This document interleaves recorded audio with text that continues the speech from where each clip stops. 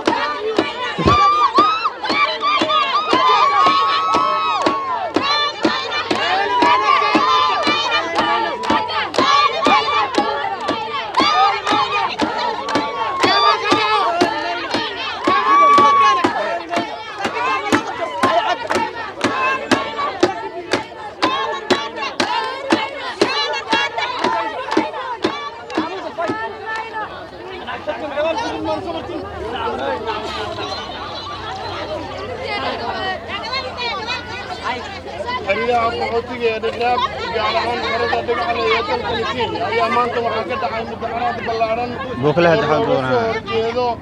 maamulka raagay kaasoo ay dadku ku dalbanayeen in maamul cusub ay ku bedeshaan dad badan oo waraysi aan la yeelanay ayaa waxa ay sheegeen inay aad u danaynayaan una doonayaan in la sameeyo doorasho taasoo ka dhacday xiriiraha qaxootiga gaar ahaan xerada Dagahaley waxaana ay sheegeen inay aad u doonayaan maamul cusub in ay halkan laga soo doorto Abdulrahman Maxamed Faarax Somali Cable xiriiraha qaxootiga Dadaab